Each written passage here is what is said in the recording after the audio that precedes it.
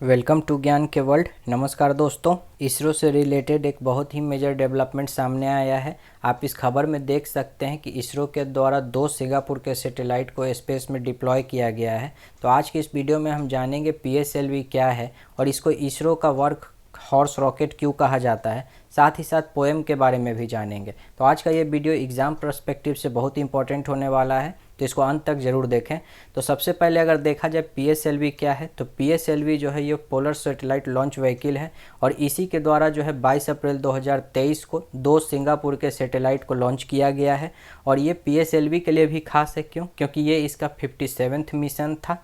और देखें अगर हम, तो अभी इसरो के द्वारा हाल ही में इस पूरे साल में, यानी कि ये 4 महीना की अवधि में इसरो के द्वारा 3 कमर्शियल मिशन को अंजाम दिया गया है, जिसमें सबसे पहला जो मिशन था वो एसएसएलवी के द्वारा 3 सैटेलाइट को स्पेस में डिप्लॉय किया गया था। वहीं दूसरा मिशन के बारे में आप लोग सब ने ज़रूर सुना होगा, जिसमें आपने सुना होगा कि 36 वन वेव का जो सैटेलाइट था, जो कि इसको रसिया लॉन्च करने वाला था, उसे इसरो के द्वारा लॉन्च किया गया। और ये न्यूज़ में इसलिए भी था क्योंकि ये पहला बार इतना हैवी सैटेलाइट को इसरो जो है वो लॉन्च कर रहा था।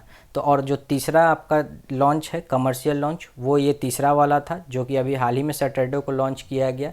इसके तहत जो है इसरो ने सिंगापुर के 2 सैटेलाइट, जिसका नाम था टेल EOS-2 और दूसरा जो है लुमिलाइट 4। तो टेल EOS-2 जो है ये सिंथेटिक अपर्चर रडार था। ये 750 केजी इसका जो है सो कि वजन था और ये इसका बेसिकली क्या था, ये अर्थ ऑब्जर्वेशन सैटेलाइट था। और वहीं जो है सो लुमिलाइट 4 जो है ये महज 16 किलो का सैटेलाइट था। और सिंगापुर का कहना ये है कि ये जो है ई नेविगेशन और मैरीटाइम सेफ्टी के लिए इसका उपयोग किया जाएगा और साथ ही साथ जो है ग्लोबल शिपिंग कम्युनिटी को भी इससे काफ़ी फ़ायदा मिलेगा। तो अब ये देखा जाए कि ये जो सैटेलाइट था वो भारत में कब आया था, तो ये जो सैटेलाइट था फरवरी के महीने में ही भारत पहुँच गया था। और आप ये इसरो का ट्वीट भी देख सकते हैं और साथ ही साथ ये भी देख सकते हैं कि पीएसएलवी का ये 57वां मिशन था और इसरो इस पर काफ़ी रिलाई करता है, यानी कि इसरो के लिए काफ़ी भरोसेमंद ये सैटेलाइट है। दोस्तों, ये जो कमर्शियल सैटेलाइट लॉन्च होता है, इससे देश को कई आयामों में फ़ायदा मिलता है। जैसे सबसे पहले तो सैटेलाइट लॉन्च से इकॉनमी डेवलप होता है और दूसरा जो भारत का जो सॉफ्ट डिप्लोमेसी है उसको भी बल मिलता है। अगर ये शनिवार के में हुए जो सैटेलाइट लॉन्च था उसकी अगर हम बात करें, तो ये ऑर्डर को प्रोक्योर किया गया था किसके द्वारा, तो ये जो है न्यू स्पेस इंडिया लिमिटेड के द्वारा इसको जो है लाया गया था इस ऑर्डर को। और ये जो सैटेलाइट था वो 44.4 मीटर जो है सो लंबा था, ठीक है।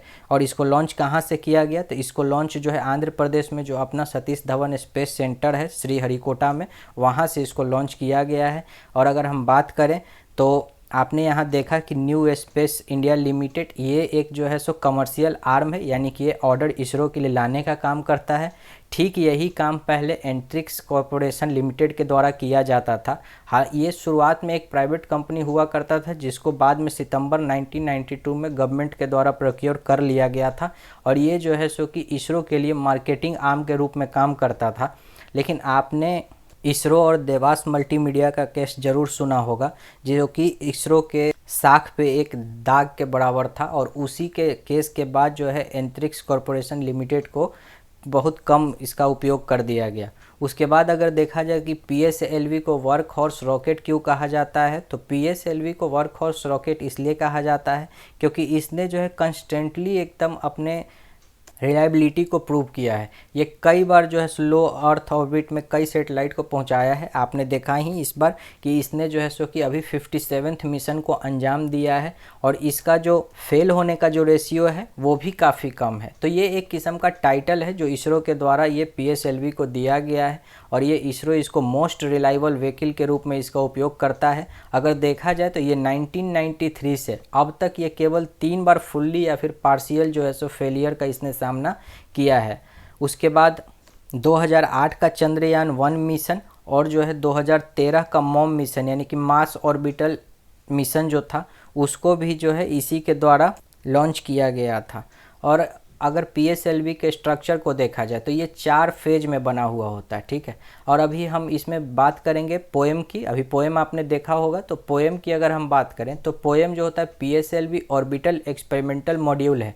इसमें क्या था कि सबसे पहले कोई भी जो सेटेलाइट, ये खास करके PSLV जो है वो 4 मॉड्यूल से बना हुआ होता है, 4 स्टेज में होता है। और ये चारों स्टेज में क्या होता है, 4 में से 3 जो स्टेज होता है उसमें या तो फ्यूल और जो उसका इंजन होता है वो होता है, और जो चौथा जो सबसे आखिर में जो वो होता है सबसे ऊपर, यहाँ जो है आप सेटेलाइट होता है इसमें। और इस बार इसरो के द्वारा क्या किया गया था कि एक एक्सपेरिमेंट इसमें किया गया था, ये पिछले साल किया गया था पोएम। और इसमें क्या किया गया था कि ये जो ऊपर का जो सतह है इसमें सोलर पैनल माउंट करके भेजा गया था और लिथियम आयन बैटरी से ये लोडेड था, जिसकी वजह से इसने सेटेलाइट को डिप्लॉय करने के बाद जनरली ये पूरा रॉकेट डिस्ट्रॉय हो जाता है। ये जो पेट्रोल नहीं, ईंधन की बात कर रहे हैं कि जो फ्यूल इसमें होता है वो ख़त्म होते ही ये रॉकेट से डिटैच होकर अलग हो जाता है, और फिर लास्ट में जो आपका जो ऑर्बिट होता है वहाँ तक केवल ऊपर का ही हिस्सा पहुँचता है। और उसके बाद सेटेलाइट को डिप्लॉय करने के बाद ये पूरा रॉकेट बर्बाद हो जाता था। लेकिन इस बार इसरो के द्वारा क्या किया गया कि इसको स्पेस कचरा यानी कि डेब्रिस बनने से रोकने के लिए इसमें सोलर पैनल माउंट करके भेजा गया था, और साथ ही साथ लिथियम आयन बैटरी भी भेजा गया था। और इसमें जो है नेविगेशन, गाइडेंस एंड कंट्रोल का भी उपयोग किया गया था, जिससे कि ये सेटेलाइट को डिप्लॉय करने के बाद ये बर्बाद होने के बजाय ये स्पेस के एक्सपेरिमेंट में भी इसका उपयोग लिया गया था। और यही आप देख सकते हैं, इसरो चेयरमैन एस सोमनाथ ने भी कहा था कि PS4 जो है वो ऑर्बिट में राइट सम पोएम की बात कही गई थी। और इस बार जो है सो कि ये काफ़ी टेस्टेड तरीके से फिर से भेजा गया था, और इसीलिए इस बार इसको पोएम 2 के नाम से बोला गया।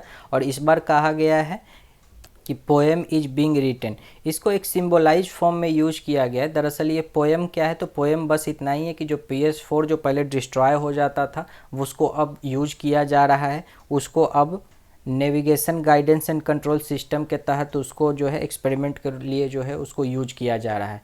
अगर हम बात करें कि इस मिशन का महत्व क्या था, तो सबसे पहले ये जान लीजिए गवर्नमेंट का प्लान क्या था कि जो इसरो का टोटल मार्केट जो कैप्चर करता है ये सेटेलाइट मार्केट का, वो अभी 2% मार्केट शेयर को गवर्नमेंट चाहता है कि इसको और अधिक किया जाए। अगर हम बात करें कि सैटेलाइट लॉन्च व्हीकल मार्केट अभी कितना बड़ा है, तो ये माना जाता है कि वर्तमान में $15.7 बिलियन का है, जो 2022 के अनुसार जो डेटा आया है। उसके बाद अगर देखा जा रहा है कि 2027 आते आते इसका जो अनुमान है वो $29.1 बिलियन होने का है।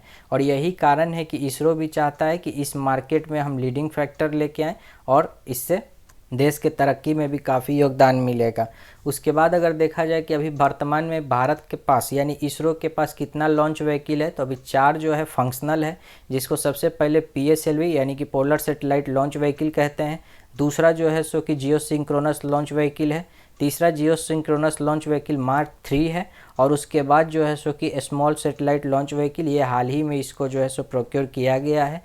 अगर हम इसरो के अचीवमेंट की बात करें तो अभी हाल ही में इसरो ने जो है reusable launch vehicle autonomous landing mission को अभी अंजाम दिया था, जिसके तहत कि एक बार जो सैटेलाइट लॉन्च करने के बाद जो लॉन्चर है वापस ज़मीन पे आ जाएगा और इसको फिर से रीयूज किया जा सकेगा। और इसका हाल ही में अभी टेस्टिंग कहाँ हुआ था, तो जो DRDO का जहाँ पे एरोनॉटिकल टेस्ट रेंज है चित्रदुर्ग में, कर्नाटक में, वहीं इसका टेस्टिंग हुआ था। तो आई होप आपको ये वीडियो अच्छा लगा होगा।